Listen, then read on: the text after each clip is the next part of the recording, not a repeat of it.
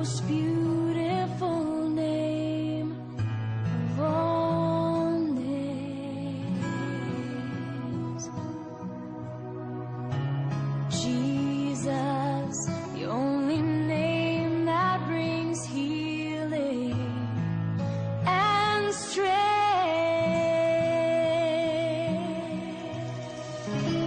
When I speak your name, mountains move, chains are loosed. When I speak your name, darkness flees. It has no hold on me. Jesus, the most beautiful name that I know. You're the exalted one. Jesus, you have the power alone. You lift the lonely one. Jesus,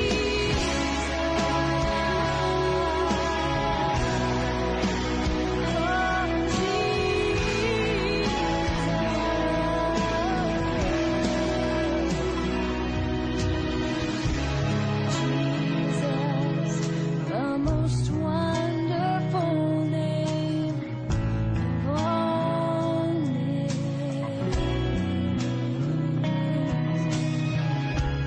Jesus, the only name that brings freedom and hope.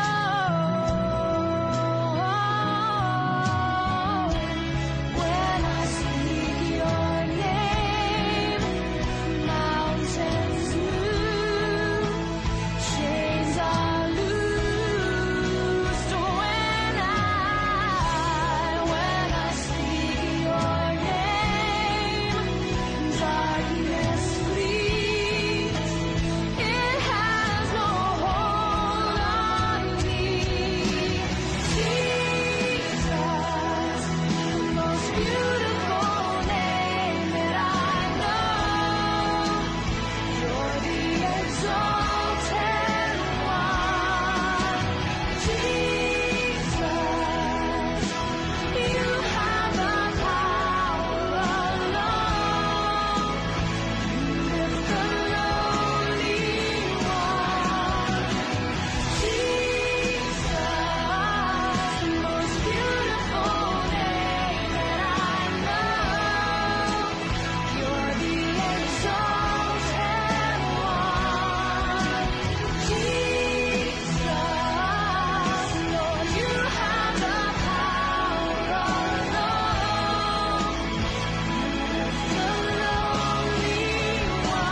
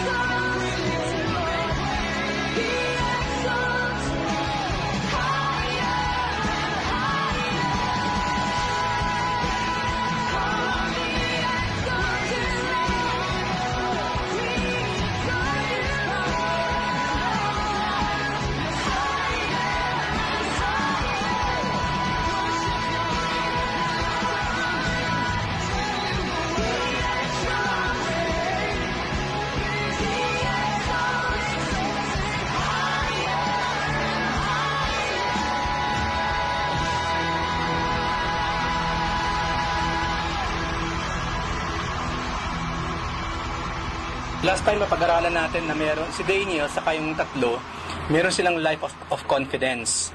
Katulad sa mga examples dito, yung daw goalkeeper, yung daw surgeon, yung airline pilot, ang kanilang kung meron naman silang something in common, no?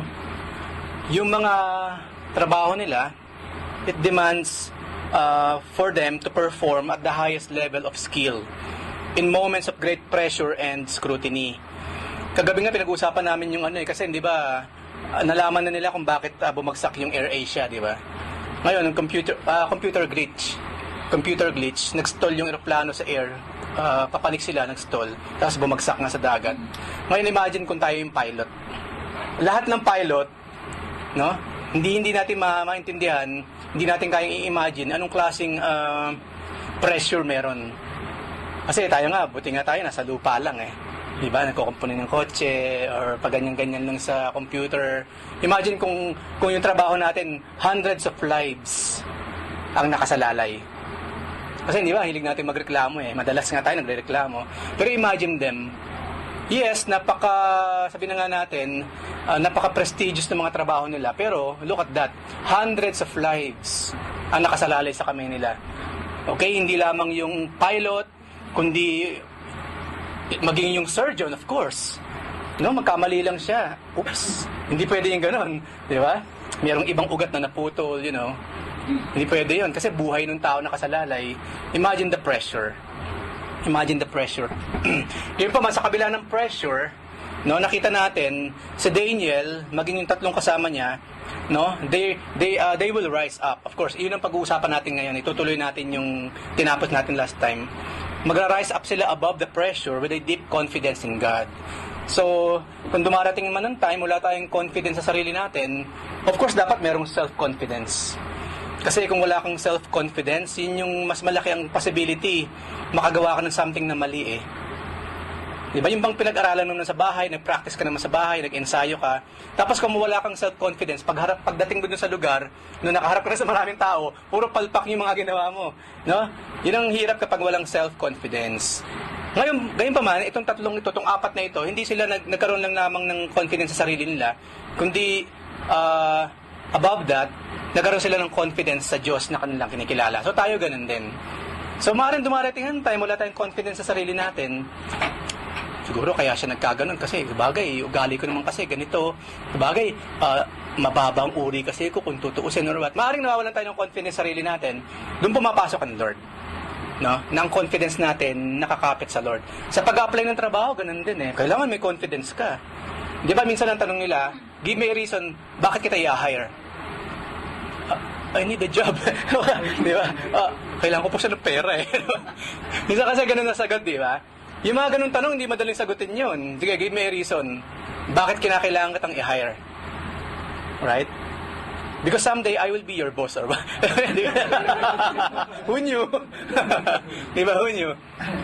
So, Kuya Arnel Grefalda nga di ba, nung nag-a-apply siya noon sa pa-immigration sa Canada, pag-i-immigrate. Napaka-tricky ng tanong sa kanya ng officer, di ba?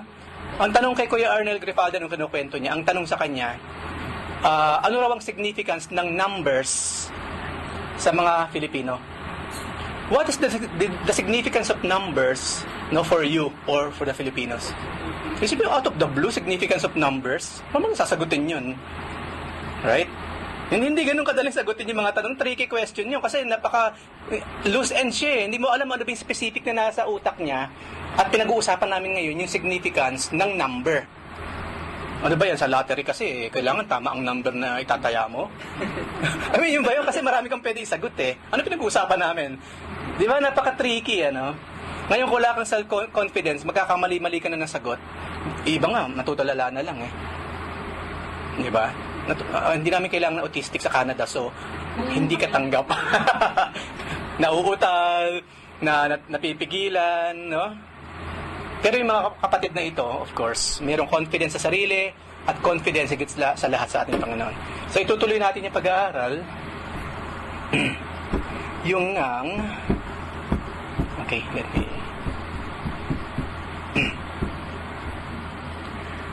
The stage is set. At dito nakita natin, sa kwentong ito na tinapos natin last time, nung ready na itong sila Daniel sa kayong tatlo, ito ang reason kung bakit inihanda sila ng Panginoon.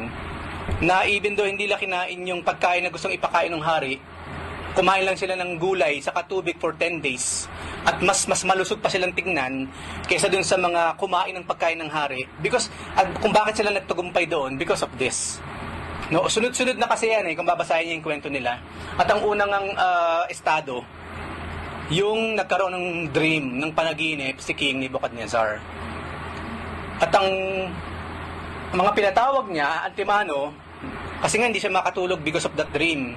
Kasi especially yung mga tao nung araw, for them, merong kinalaman yung mga panaginip sa future ng kanilang mga kingdoms. Hindi ko sinasabing ngayon, ganun pa rin.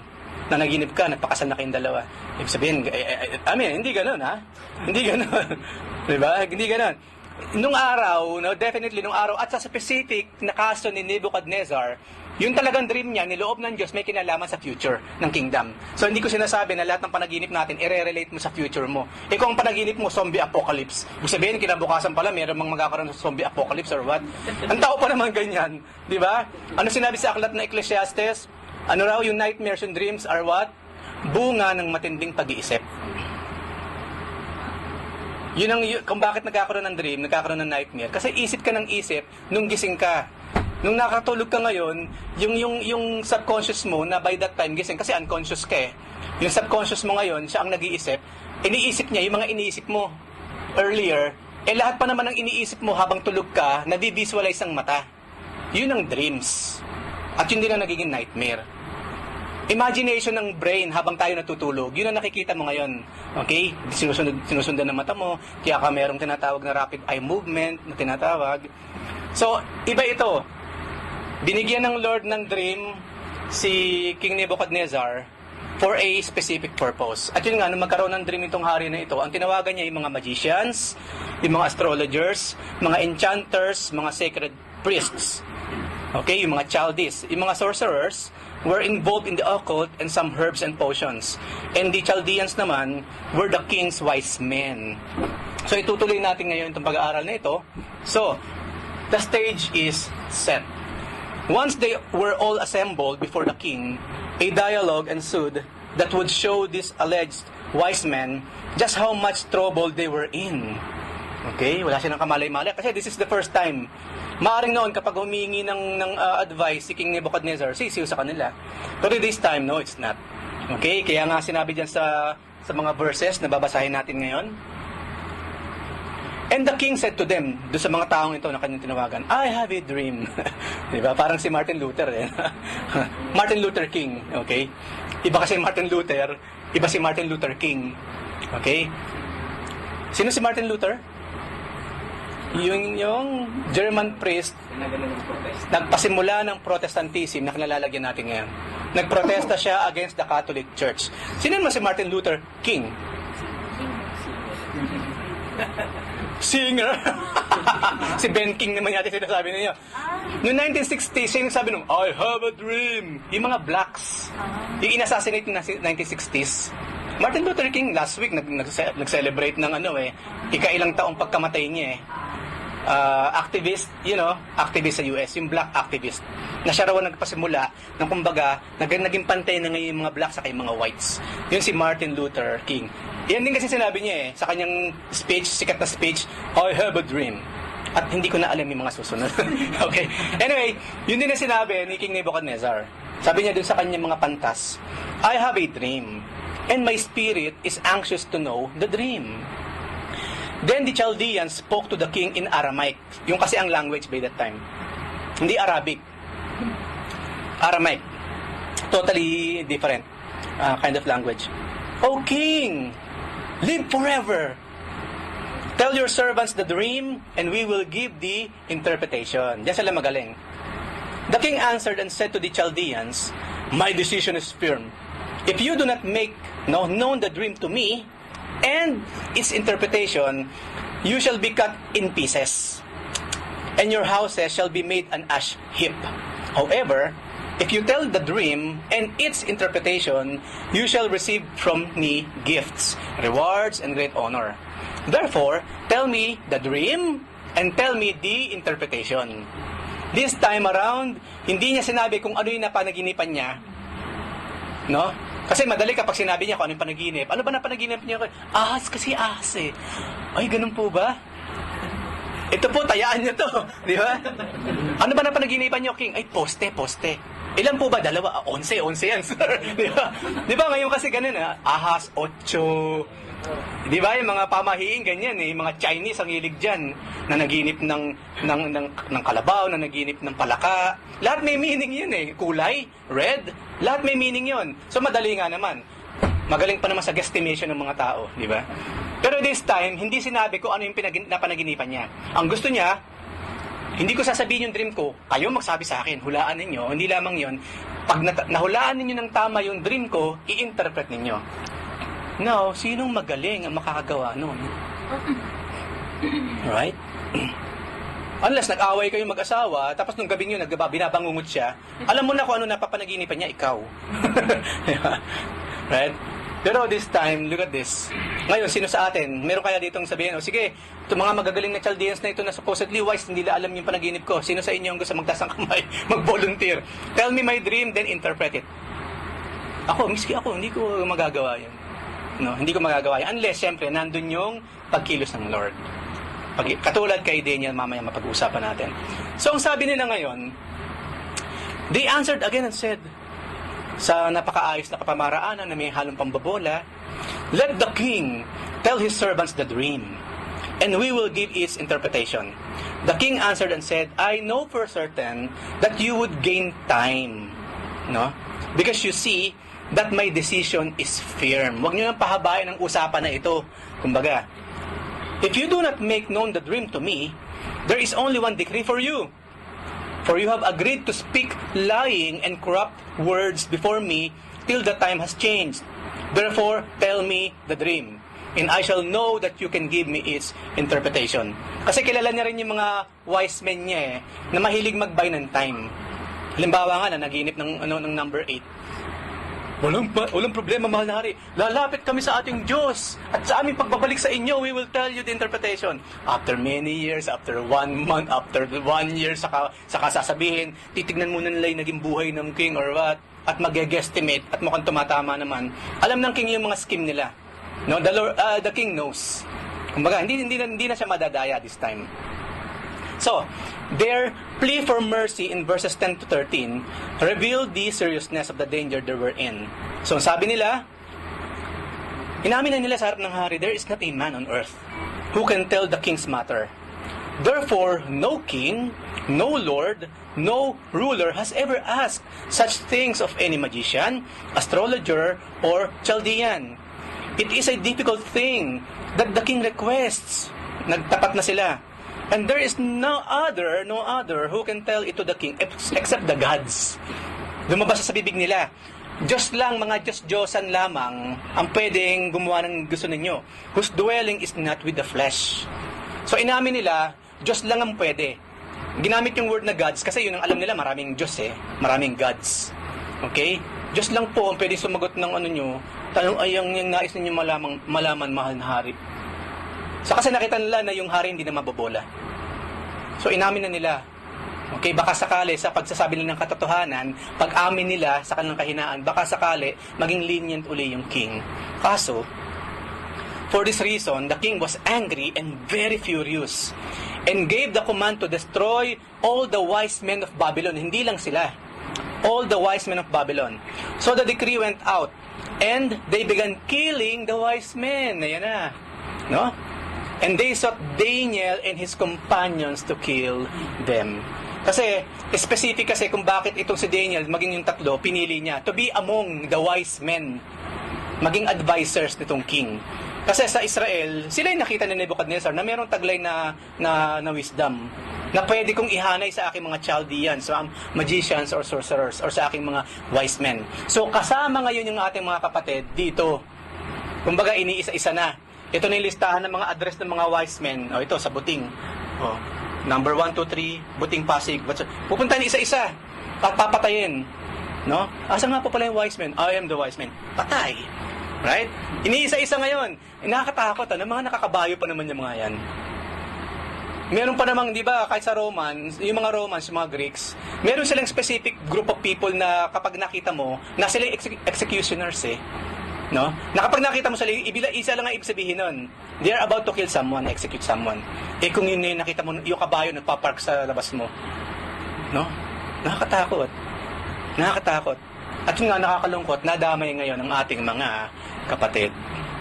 So, when the Chaldeans told the king that his request to interpret his dream was unfair because only the gods could do such a thing, they unwittingly set the stage for Daniel's God, the one true God, to do just that. So sila na mismo mga pagan na nagsabi, Diyos lang ang pwedeng mag-interpret, magsabi at mag-interpret ng iyong panaginip. Wala silang kamalay-malay. Sila rin na nagbigay ng idea kay King Nebuchadnezzar na Diyos lang ang pwedeng magsabi, makagawa ng gusto ko ipagawa. So nasa isip niya na yon. So ibig sabihin, no, kung merong something na makakapagsabi at makakapagbigay ng interpretation sa dream niya, that must be the real God. That person must be worshiping the real, the one true God. At ang mga unbelievers, ganyan sila. Kadalasan sa kagustuhan nilang tayong mga Kristiyano, i-turn down, lumalabas na rin mismo sa bibig nila, no, na tayo ang totoo. Kaya nga sabi ni Jesus Christ, love your enemy. Do not curse, no? But bless. No? Kasi yung cursing, yung hatred, hindi siya bunga ng mga taong mayroong pagkilala sa tunay na Diyos. Hindi tayo ala akbar. Hindi. So, sa ginagawa ng mga Muslim ngayon, ng mga extremists, lumalabas talaga, hindi tunay na Diyos ang sinasamba nila. Demonyo. Wala nang iba pa. Ngunit tayo, hindi. Hindi tayo sumasagot. No? Ng violence to violence. Kasi yun ang turo ng Panginoon. Kasi yun ang gusto ng tunay na Diyos. Kasi siya rin mismo, meron siyang unending love. He perseveres. He's willing even to offer His own life. At tayo, ganun din ang gusto ng Panginoon na ipakita natin sa kanila. Once they admitted their inability, Nebuchadnezzar exploded. All along, wise men ko kayo naturingan, tapos mga wala kayong saysay or what? Nagalit siya lalo. He was so enraged that he ordered all the wise men, including Daniel and the youths in training, maging yung kasabay nilang mga Babylonians na in training din, to be executed. Kumbaga, walang saysay itong ginagawa ko. Gumagastos lang ako dito sa mga ito. Mga wala namang palang pakinabang or what. So as a result, Daniel and his friends were arrested too. Kasama sila sa inaresto ng mga pagkakataong iyon. Ngayon, here in Saudi Arabia, paano kung si King Salman magkaroon din ng ganyang edict? Sige, i-gather lahat ng pastor ng mga Christian churches dito, at don't tell me na walang Christian church dito dahil I know. Kalaban natin, hindi nila alam. They know, of course. They know, totally they know. Kaya nga Saudi Arabia, uhulihin ka lang kapag ikaw nang gulo ka sa kapitbahay. Kapag yung kapitbahay na ingayan, na istorba ang tulog, ayaw ko ng ganito, tuwing lalabas ako, ang daming naglalabas-pasok dito, or what? Pag nagreklamo yung mga yan, then merong magre-raid sa atin. Dahil na-istorbo sila, yung privacy nila, yung security nila. Yun ang dahilan kung bakit tayo po kung sakali mahuhuli. Not because of our faith, kundi dahil na-istorbo sila. Na-i-invade in one way or the other ang privacy nila. Okay? At yan po, responsibility nating lahat. Okay? Mas maganda po, intermittent ang pagdating sa flat. Huwag sabay-sabay. Anyway, ipapaalala natin mamaya. Pag nakita ninyo may pumapasok na kapatiran dyan sa gate, umiikot na muna kayo hanggang sa wala na kayo maabutan pumapasok. Why? Kasi ayaw nating maistorbo yung mga kapitbahay, yung privacy nila masagasaan. Okay? So, yung pong security, ibinigay na ng Diyos noon pa.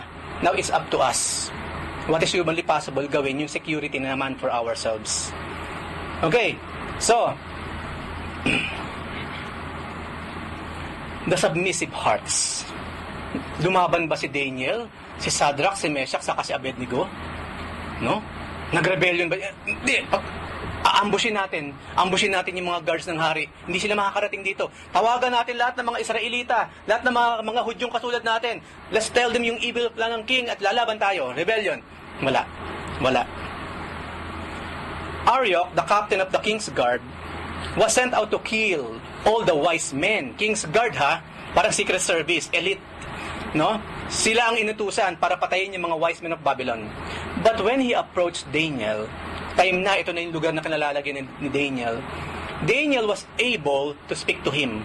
Hindi nangangatal, hindi natulala, hindi takot na takot, hindi pinagpapawisan, no? Able siya makipag-usap with counsel and wisdom. Kanino? Dun kay Aryok, the captain of the king's guard. Cool na cool siya. At buong meron siyang wisdom, merong tamang pagsasalita na gawa niya makipag-usap sa taong ito. Daniel asked for an explanation, and Aryok told him the entire sad story. Dito nakita ko, even though they're pagans, civilized sila actually. Of course, civilized in their own kind of way, pero kung tutuusin, hindi sila disorganized. They also have hearts. Na may puso sila. Imagine, pagan si King Nebuchadnezzar, pero para maisipan niya na yung mga kukupkubim, kasi iba kasi kapag merong kinongkor na bayan, massacre ang gagawin eh, walang ititira eh. Siya hindi eh. Meron siyang utak na hindi ko papatayin lahat, pero gagamitin ko sila para sa pagtataguyod ng aking kingdom. Hindi lamang yon. In order ko kasi na mapasunod itong mga taong to, I will need someone or some people from them na tutulungan ako para mapasunod itong mga taong to. Wise yung gano'n. Yun ang tinatawag na wise. Hindi yung pupunta ka sa isang lugar, mamasakir mo lahat. Hindi gano'n. Katulad sa ginagawa ngayon ng mga magagaling na mga Muslim o ng mga ISIS or what. Look at this. Pagans pero wise. No? Even though nasa power niya ang life and death ng mga taong kino-conquer niya, hindi. Sabi niya, hindi. Kukonquerin ko sila, pero hindi ko i-wipe out, kundi ang gagawin ko pa nga, gagamitin ko sila para itong kingdom ko, itong aking people ay may angat. Ganun sila kagaling. Ngayon, kung bakit ko sinabi yun, maging yung captain of the king's guard, ganun din siya eh, aral eh. Aral siya, hindi ba yung tipong gigil na gigil? Pasapatay lang ng patay, mainit ang ulo, high blood, hindi. No? Nakipagkwentuhan pa siya kay Daniel, nung humingi si Daniel ng paliwanag, nagpaliwanag naman. Kasi kung tutuusin, pwedeng wag na eh. Una, baka sino ka? Ako magpapaliwanag sa'yo? Who are you? Who are you?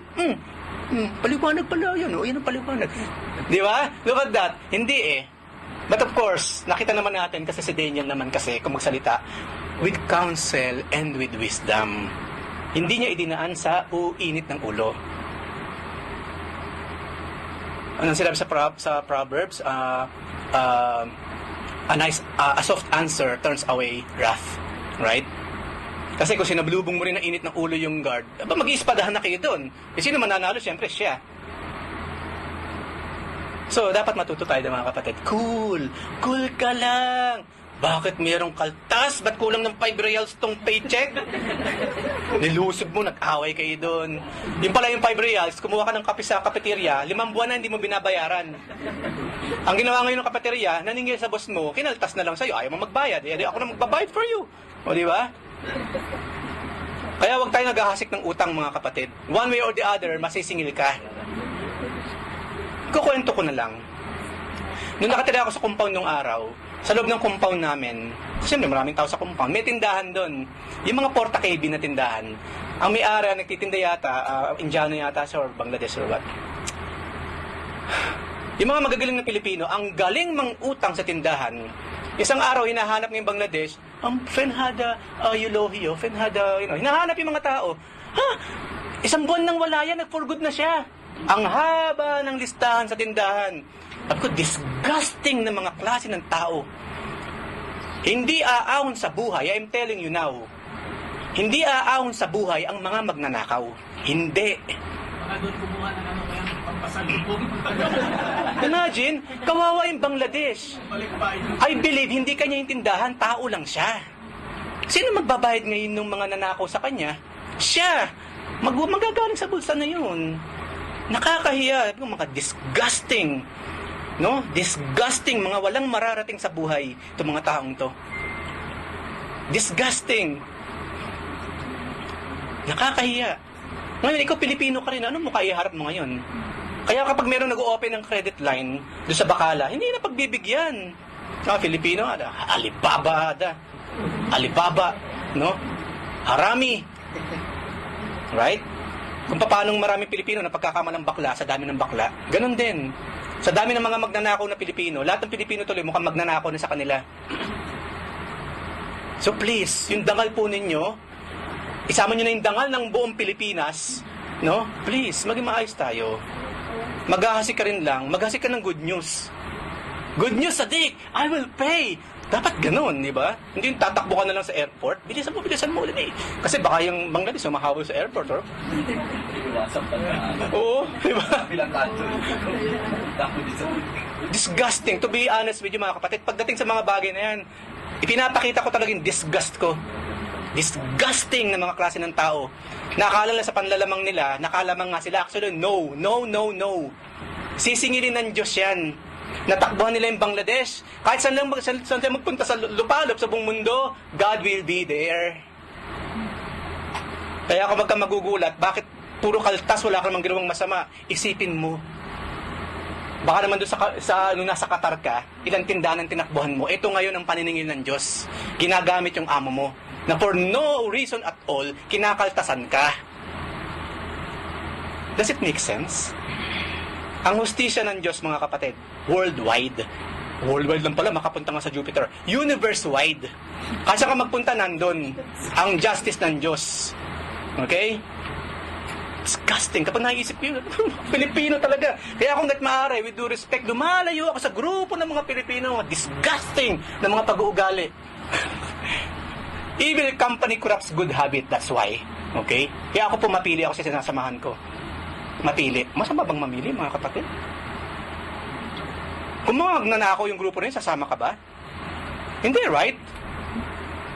So, ginagamit ko yung freedom ko sa pamimili ng company na sasamahan ko. And totally, I really dislike those kind of people. Next. Making the most of the opportunity, Daniel went in and asked the king to give him time. O, di ba ganun yung ginawa niya? Nagbabay siya ng time. That he might tell the king the interpretation. Essentially, Daniel said, give me time, and I guarantee the king an answer. This was a huge promise in the face of the failure of the others. Yung iba kasi nangako sila eh. I mean, nagbabay ng time, pero alam ng king, nagbabay sila ng time kasi hindi nila alam talaga as in, wala akong asahan in return. Si Daniel, nang sabihin niya yan, nangako siya, kapag muli tayong usap, mahal na hari, you will get the answers. Makikita ninyo yung hinahanap ninyo. Ngayon pa man, napakalaking tangako niya, mga kapatid. Parang kay King Salman, nangako ka, di ba?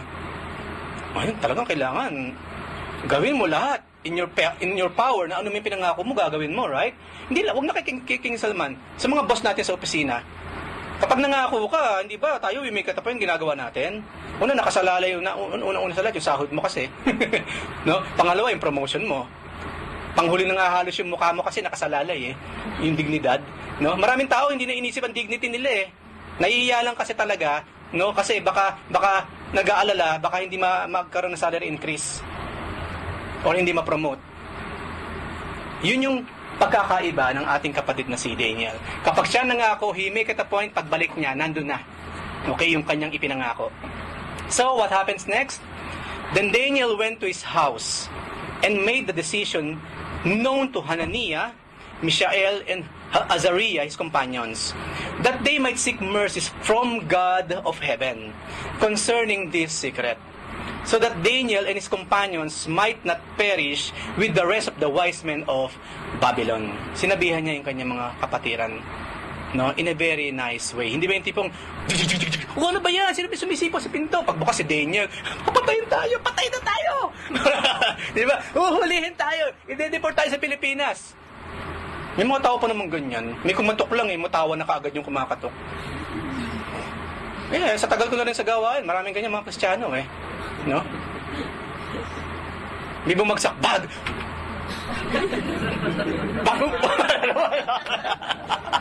Diba? Mga matatakotin, mga kapatid, walang Kristiyano matatakotin, I'm telling you. Hindi tayo binigyan ng Diyos ng spirit of fear, kundi boldness, ng tapang, ng courage. Kaya pag-pray niyo yan, kung kayo pa hanggang ngayon matatakotin pa rin, bunga ba ng Espiritu yan? Tell me. Ng Holy Spirit ha? Hindi evil spirit. Bunga ba ng Holy Spirit yung pagiging matatakotin? No. Of course no. Hindi ibig sabihin, kailangan siya nawawala, paalisin. No? Sa tulong ng Lord. Eh kung ganun nagawa ni Daniel, no? Brother, kape ka muna, kape po mga brother. Sabi ng hari, hindi makapagsalita, takot na takot. Tapos pag sinabi na niya yung gusto niya ikwento, maghihina rin yung tatlo. Pero he break it to them gently. Break it to me softly or whatsoever. Para naman hindi kami mabigla. Sinabi niya ng tama. Sinabi niya ng tama, at of course, ano ang naging sagot ng mga kapatiran ng tatlo? Ang una nilang hihingan ng tulong, sino raw? The God of Heaven. Usapin natin yung Crown Prince. No? Baka sa tulong ng Crown Prince, magbago yung utak ng hari. No? Hindi tao ang nilapitan nila. They themselves, isa lang nga alam nilang pwede nilang puntahan. God. Ang galing, ano? Ngayon, ang pinag-uusapan po natin dyan, no? Ang pinag-uusapan po natin dyan, it is a matter of life and death. Hindi lamang sila makakaltasan ng sahod. Ang makakaltas sa kanila buhay. Yun ang pinag-uusapan natin. And yet, number 1 sa listahan nila, nalalapitan nila ng tulong, ng wisdom, and so on and so forth, ng strength, God of Heaven. Isa lang kasi talaga ang God of Heaven, mga kapatid. Walang many gods of heaven. No? Wala. Isa lang. At that is the God, the one true God na kinikilala natin sa ngayon. Meron ba kayo gustong sabihin? Para meron akong chance uminom ng kape or question? Ay, Kuya Lemuel, walang problema. Okay. Sino ba? Okay. Ano ko yung, di ba, pinuntahan ng kumari yung sinalay. Tapos ipag-usap. Nakita natin na, nandun din yung wisdom na ibigay ni Daniel na hindi lang sila ang maligtas, kundi pag-ibigay with the rest of the wise men. So, nandun din yung concern ni Daniel sa mga ibang wise men. Yung mga pagans, hindi lang sila yung napakaganda ng obserbasyon ng ating kapatid. Oo nga naman. Hindi lang parang maligtas tayong 4. Mag-pray tayo para tayong 4. Or what? Lord, iligtas mo po kaming 4. 4 lang, 4. Oo nga naman. Ang concern nila lahat kami, maging yung mga pagans. Oo nga naman, Magandang observation yan. Tayo kaya ganun din kung mag-pray? makasarili. Di ba? Hindi makasarili, no? Minsan ba lumuhod tayo at talagang nag-pray ng todo, tapos ang laman ng prayer mo, iba, wala ka dun sa prayer, ibang ang pinagpe-pray mo. O baka naman puro ikaw lang talaga, Lord. No, I, me, myself. Ibigay mo po ang aking ganito, ang aking ganyan, ang aking ganyan, ang aking ganyan. Walang masamang gawin yon. Okay? Pero dumating ba yung time, katulad nitong mga kapatid nating ito, iba ang laman ng kanilang puso, ang kanilang concerns, hindi lamang sarili, kundi sa mas malawak. Na? Di ba? Sa mas nakararami. Kasi, di ba, pinag-aaralan nga natin ng Miyerkules, yung true love kasi hindi siya hindi siya puffed up. Ang ibig sabihin ng puffed up, wala kang iniintindi kundi sarili mo lang. Yung feeling mo, no? Yung benefit mo, kung ano yung pabor na magagawa sa'yo. Hindi yun ang tunay na love. No? Hindi yun ang love. Ano nga sinabi, ano ba yung pangalawang utos? Ano ulit? Love your neighbor as yourself. Kung love mo yung neighbor mo as yourself, hindi lang ikaw ang laman ng prayer mo, maging yung iba. Hindi lang sarili mong concern mo, kundi maging iba. Dumarating nga ang time, sabi ng Lord, there's no greater love than this, no? That a man will give his life to his friend. Dumarating ang time, magsasakripisyo ka rin for them. Sayang, pang iPhone 6 na to Kaso kailangan talaga niya Diba? Tulong. Right? Tulong. Hindi. iPhone 6 to. Bibiling ko yung iPhone 6 at through the iPhone 6, I will help them. Diba? Right? Nagawan pa ng paraan ngayon. Nagawan pa ng paraan. So, let's be like this, brothers. Napakaganda at maraming salamat sa obserbasyon ng ating kapatid. Daniel shared his heart's burden with his friends, and together, they began praying. They began to seek mercies from the God of heaven. This was a powerful expression of their spiritual confidence. Meron talaga silang confidence sa Diyos. They desired that God, in His mercy, would intervene, diba? And rescue them from the execution that had been planned. Yung tinatawag na kapag yung Diyos daw nag-intervene, ang tatawag doon? Divine intervention. Divine intervention. At ako, I believe, minsan or kadalasan nangyayari sa atin yan, hindi nga lang natin alam. To the point, kapag nagpasalamat tayo sa Lord, hindi kasama yon. Kasi ni ikaw kasi hindi mo alam na mayroon palang ginawa ang Lord na ganun sa iyo Hindi mo namamalayan. Di ba? Di ba ilang beses nating nababalitaan o experience na rin natin, lagi akong dumadaan dyan. Kunyari, nagkaroon aksidente doon, ang dami namatay. Alam mo, lagi akong dumadaan dyan. So, look at that. No? Look at that. Hindi mo namamalayan yan, pero you're always there. Pero kung bakit nung wala ka, saka nangyari. Pinagpapasalamat siya, mga kapatid. Pinagpapasalamat siya. Hindi ko sabing maraming salamat, Lord, sila, hindi ako. Of course, that's bad. No? Huwag na po ako, Panginoon. Marami naman dyan. Specific pa talaga yung tinuturo mo or what. Lord, mas marami pong pera to. Ito po ba? Mas malaki sahod niya, sila nang magkasakit or what? Of course, that's bad. Anong tawag natin doon sa pag-aaral natin? Yun yung tawag na ill will. Ill will. Halimbawa, yung magaling nating newscaster, pwede bang itong bagyo na to, wag nang dumaan sa atin, dumiretso na lang doon sa taas? Pwede ba Japan na lang, wag ng Philippines? Kung ako, Hapon ako. Diba?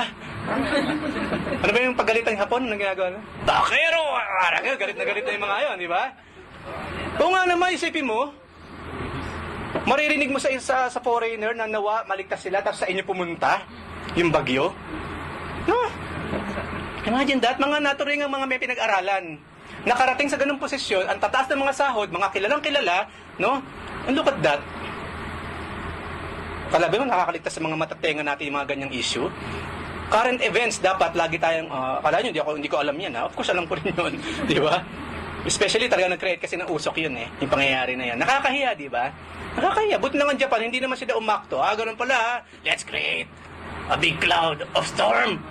No? Tapos ginamit sa Pilipinas. Hindi nila pinatulan. Nakakahiya, di ba? Nakakahiya. So, ang confidence nila again sa ating Panginoon. Then the secret was revealed to Daniel in a night vision. Okay?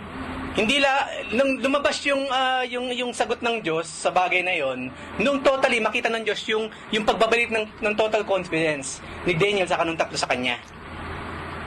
Sa kanya reveal ng Panginoon. So, Daniel blessed the God of heaven. Ganun lang yun, na-reveal ng Lord sa isang vision, sa kanyang dream. So, Daniel blessed the God of heaven. Daniel answered and said, Blessed be the name of God forever and ever. Ang ganda, no? For wisdom and might are His. Sa kanya ang wisdom, sa kanya ang might. And He, namnamin niya yung mga sinasabi ni Daniel. This is doctrine, okay? This is the truth, this is doctrine. Sa kanya ang wisdom, sa kanya ang might. He changes the times and the seasons. He removes kings and He raises up kings, regardless kung believer o hindi. He gives wisdom to the wise and knowledge to those who have understanding. Ang sino bang meron ay bibigyan pa nga. Ang sino pang mga wala, kung ano pa yung nasa kanyang kakarampot, kukunin pa. Okay? Yun ang sinasabi ni Jesus Christ. At yan ang sinasabi ni Daniel. He reveals deep and secret things. He knows what is in the darkness, and light dwells with Him. I thank you and praise you, O God of my fathers. You have given me wisdom and might, and have now made known to me what we ask of you. For you have made known to us the king's demands. Ano tawag dyan? Sovereignty ng Diyos. God is sovereign. Pag sinabing sovereign, kung ano gusto niya, yun ang mangyayari. Regardless kung masasaktan ka o hindi. Pero kung yun ang plano niya sa buhay mo, masaktan ka muna ngayon, para later on, mas better person ka, He will do it. He will do it. Why not? Why not? Di ba may mga kumpanya nga, binibreak yung will ng mga tao eh. Ang mga sundalo, hindi basta-basta ang pagsusundalo, ang unang gagawin nila, ibe-break yung will mo. Nadurugin yung self-will mo para maging, kapag nadurog na kasi siya, kapag nadurog na lang yung will mo, magagawa mo ng makiayon for the benefit of all. Isang grupo na kayo ngayon. You're not on your own. You're a unit. A one single unit para magawa yung something for the better good ng lahat. Greater good. Yun ang ginagawa. Binebreak yung will. Kasi ang tao kasi ganun eh. Bago mo mapasunod, magmamayabang pa. No? Bago-bago mo dito, ikaw ang manager, ako assistant janitor pa rin. Yung bang ganun ba? Darating ng time, magbabaw ka rin sa kanya kasi boss mo siya. Yun ang katotohanan. Dinebreak kasi yung will na yan. No wonder, minsan yung mga bagong boss, ang unang ginagawa nila naman, iba naman siyempre sobra, power play. Kasi imagine, kabago-bago niya, galing lang ng kolehiyo, ikaw 25 years ka na sa kumpanya. Pagdating niya, boss mo siya. Hindi ba masakit yung ganun? 25 years na ako, akala ko ako na magiging owner nitong kumpanyang to. Yung pala, darating to isang to, bagong graduate, siya pa ang boss ko. Hindi lang yun, naging may-ari pa ng kumpanya or what. Ang hirap tanggapin, di ba? Kaso that's life. That is life. Kaya minsan yung mga ganyan, binibreak nila yung will ng mga taong ayaw naman magbigay ng walang willingness na sumunod. Okay? Meron ba kayong gusto idagdag dito? Baka meron kayong something na nakita rin dito sa sinabi ni Daniel na ito. Yung kanya nasambit matapos i-reveal ng Lord, no? Yung mga nais na malaman ni King Nebuchadnezzar. Okay. So next. As they prayed, nag-pray sila kasi. Hindi sila nagkakapilang na naghihintay. Ano kaya ang sagot ng Panginoon sa bagay na ito? Kape ng kape, kain ng kain. May prayer. Prayer. Di ba? Oh, brother, bakit ka marathon teleserye ka dyan? Hinihintay ko ang kalooban ng Diyos sa isang problema. Sa panonood ng TV, tapos kung hindi man yun, natutulog maghapon. Bakit tulog ka ng tulog? May problema ako, hinihintay ko ang sagot ng Diyos. Kain ng kain, inom ng kape. Dito hindi. They prayed. They prayed. As they prayed, God unveiled the secret of the king's dream to Daniel.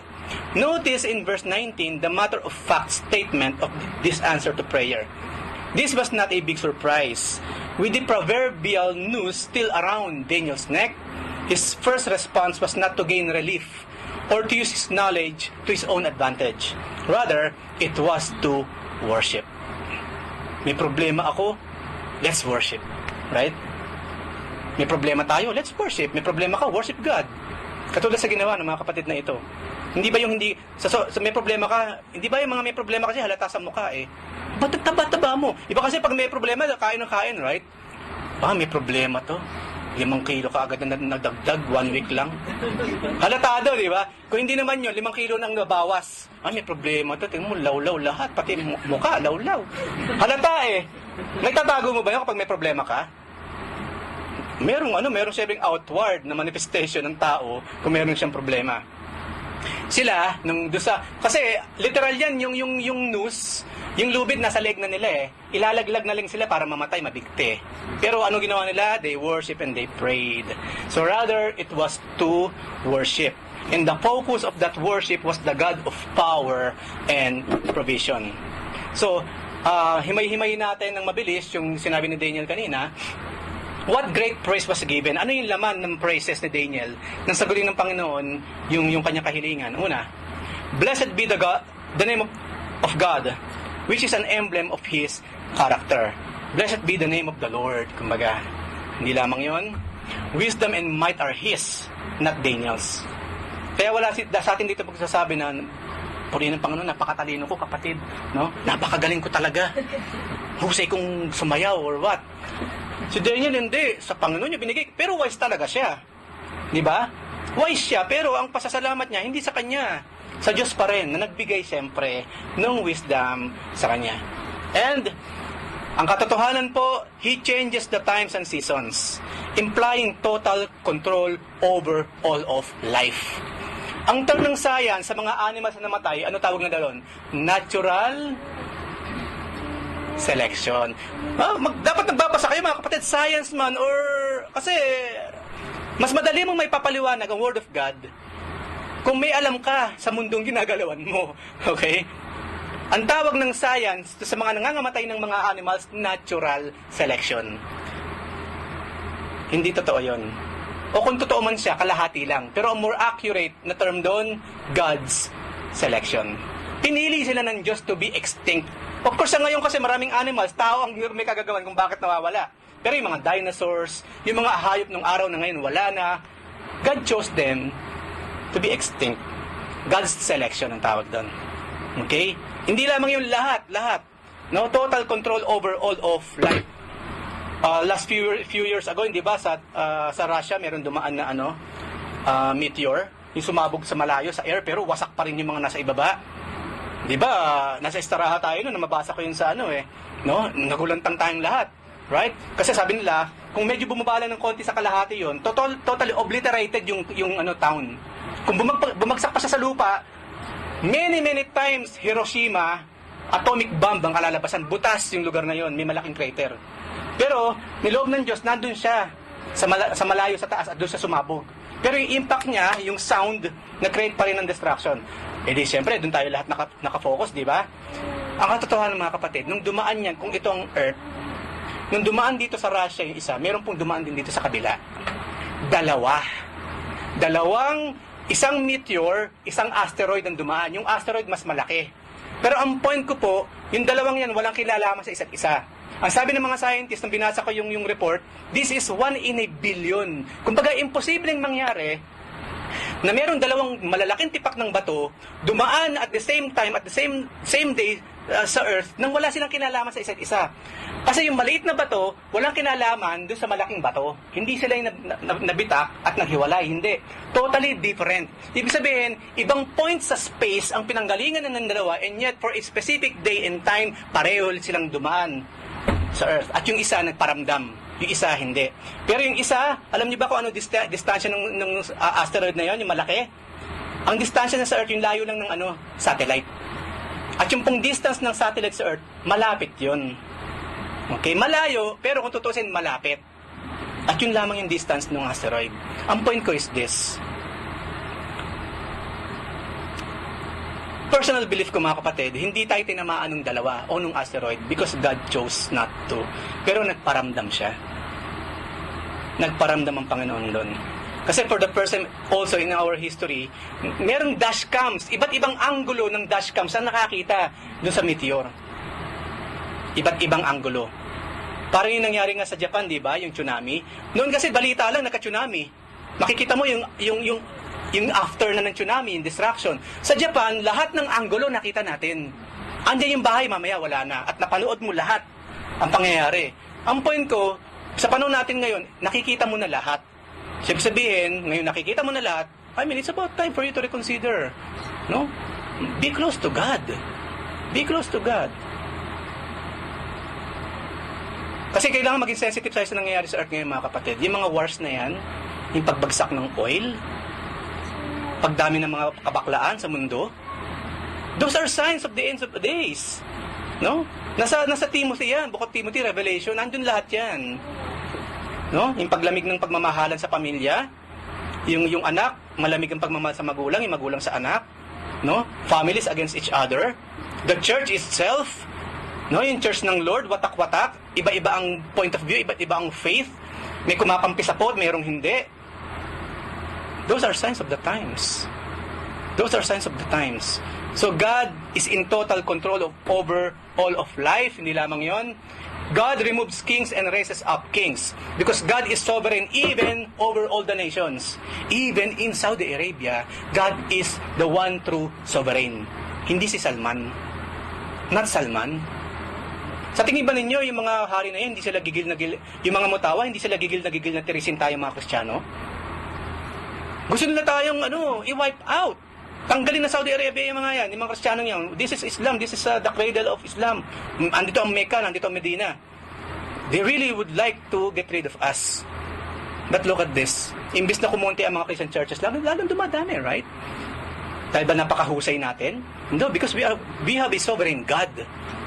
Siya ang tunay na King of Kings, siya ang Lord of Lords. Hindi mangyayari yung mga bagay na yon kung hindi loloobin ng Diyos. Okay? Hindi lamang yon, He gives wisdom and knowledge. As is promised in James 1:5. Sinong gusto sa inyo ng wisdom? Ask God. At siya nagbibigay ng walang pahalong panunumbat. Kaya nga, di ba, minsan nabanggit ko, sa prayer mo ba naman lang, humihingi ka man lang ng wisdom sa Diyos? Humihingi ka ng pera, humihingi ka ng kotse, humihingi ka ng bahay, humihingi ka ng height, gusto kong tumakanta ka ng konti, maging flawless ka, gumanda boses mo, humaba ang buhok mo, mapunta ka ng Canada, mapunta ka ng US, na Australia. Wisdom, kapatid, humingi ka ba? Kailan ka nag-pray? I'm talking to all of you. Kailan kayo nag-pray? Ang laman ng prayer ninyo, Lord, give me wisdom. You cannot remember, right? Kadalasan tayo mga hiningi natin puro material possessions. What about wisdom? What about knowledge? What about understanding? Right? What about that? Bakit hindi siya laman ng panalangin ng isang taong nagsasabing siya ay anak ng Diyos? Yes, sabi sa James 1:5, humingi ng wisdom sa Diyos at siya ay magbibigay. He reveals deep and secret things, including this dream.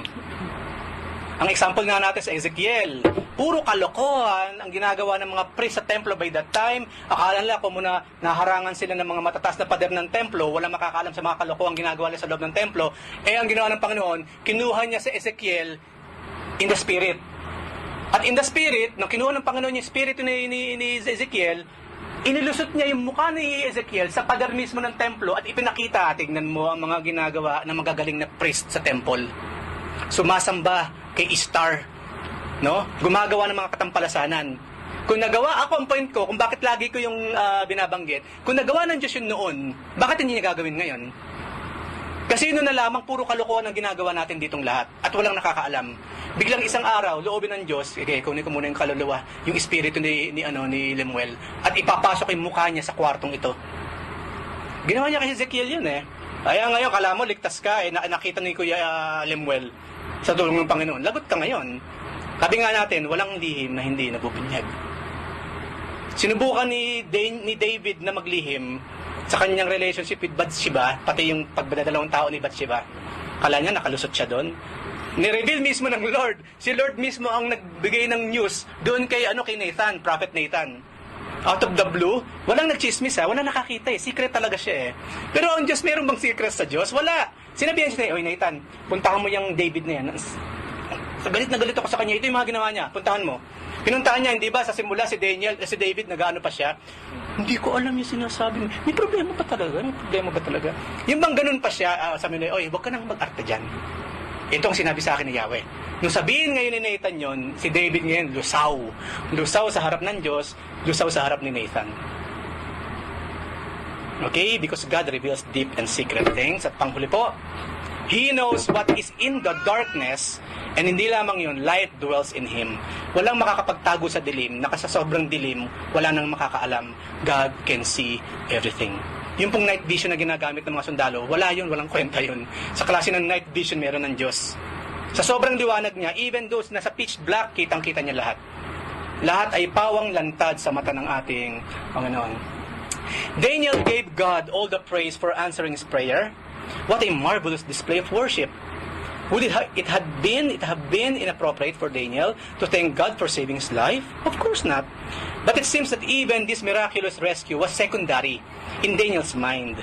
Yung pagliligtas, pangalawa na lamang sa priority niya. Okay? Hanga talaga ako sa kapatid na ito. No? To the wonder of the God who performed it. Yung pag lumapit sa Diyos, hindi ka, tulungan mo ako, Panginoon, isalba mo ang aking buhay. Hindi. Ang unang gagawin niya, praise God. Worship God. Yun ang first priority. Give God all the glory. Pangalawa na lamang yung buhay ko. That's Daniel. That's our brother. Daniel's response should cause all of us to examine our heart, to see where our own focus would have been. Nasaan ba talaga ang focus, ang puso ng bawat isa sa atin? Una, on the blesser or on the blessing? I hope and pray na talaga yung blesser talaga ang number one sa puso natin. Kasi kung blessing ang pag-uusapan, hindi naman nagkulang ang Lord ng blessing eh. Kung magpaulan nga raw siya sa mga mabubuti at sa mga masasama eh. Right? So kung blessing ang pag-uusapan natin, it is normal for God to bless. Maging sino ka man. Pero ang tanong, sino ba talaga ang focus mo? Yung nagbibigay ng blessing o yung blessing? Hopefully, nang sabihin natin yung blesser, that's the truth. Okay? On the Lord of the work or on the work? Maraming salamat, Panginoon, sa trabahong ito. Tapos wala kang time sa Kanya? Binigyan ka niya ng trabaho, tapos wala kang time sa Kanya na nagbigay siya ng trabaho? Sa opisina kaya kung ganoon ang gawin natin? Right? Ayaw din ng mga boss natin ng ganyan. Minsan tumayo ka naman dyan, makipag-socialize ka man sa mga makipag-usap ka. Di ba? I only work here. Tapos naghintay ka lang ng sahod at the end of the month. Kaya dumating ka, after 25 years, umalis ka ng kumpanya, hindi ka kilala. Wala nakakilala sa'yo. Yun ang papasahod sa atin monthly for 25 years, hindi mo siya kilala? Hindi. Yun ang nagpapasahod kasi cashier. Hindi siya kilala. No? Work, puro work. Pero wala man lang fellowship. Walang pakikipagkapwa-tao, so be it. You're nothing to them. Hindi ka nga kilala eh. Yung merong nunal dito? Hindi, 5 silang may nunal. Sino dun? Right? Hindi ka pa rin makilala. Hindi ka pa rin makilala talaga. On the God who answers prayer or on the answer? Maraming salamat sa Panginoon, sinagot niya nang magtimbang ako. Diba? 5 kilo ang nabawas. Siguro sa sunod na tanong ng Lord, bakit ka naman nagbawas ng 5 kilo? Anong plano mo? Wala lang. para gumaang lang ako. I-imagine that. Na yung mga hinihingi natin na in the first place, wala namang kinalaman sa kingdom niya. Binibigay naman. Right? Binibigay naman. Ganun ng Lord. At panghuli, kasi po time na kaya medyo po binibilisan ko. And when we fail to put our confidence in God, it's easy to lose our focus. When we fail to put our confidence in God, it's easy to lose our focus. Our perspectives become blurred. And we see the trees, oo nga naman, rather than the forest. Yet, Daniel's focus stayed clear during a time of life and death pressure. His heart was locked in on his God. And God enabled him to perform rather than wilt under pressure. Tamang performance, to perform the faith sa kanyang Diyos na ginagawa. Hindi siya pumunta sa hari, punong-puno ng pressure at hindi niya alam kung ano gagawin niya. So dapat ganun din tayong lahat, mga kapatid. Ito po mga kapatid na ito na pinag-uusapan natin, they are 100% like us. Flesh and blood. Hindi po sila superhumans. Just normal beings like us. And yet, ang meron sila confidence dun sa Diyos na kanilang sinasamba. And these things happened. So, panghuli po, baka meron kayong mga pahabol na gustong sabihin? Question or... Oh, sige, kuya. Power na sambahin mo yung Diyos. Kasi, each and every time we worship God, pinapakita kasi dyan kung anong character meron tayo as a Christian. Kung paano natin worship ang ating Panginoon during praise and worship. Kung talagang intimate ba o nakaka-passive mo lang. Nire-reveal dun eh. Napaka-cold, di ba? Oo. Anong klaseng relasyon ka ngayon meron ka sa Diyos na sinasabi mo? Oo nga naman. Oo nga naman. Ang nakita natin dito, tingnan mo yan. Kung ano yung naging bunga. Oo nga naman. Amen. So, meron pa ba? Maraming salamat doon. Bago tayo mag-closing prayer. Na-observe niyo ba yung mga pinag-usapan natin, mga kapatid? I know there are many points. But, sa tulong ng Lord, through His Spirit, I believe matatandaan natin lahat yan. And hopefully, His words will become flesh through our lives. Makita sa buhay natin yung mga maraming pinag-uusapan natin, pinag-aaralan natin sa buong isang linggo.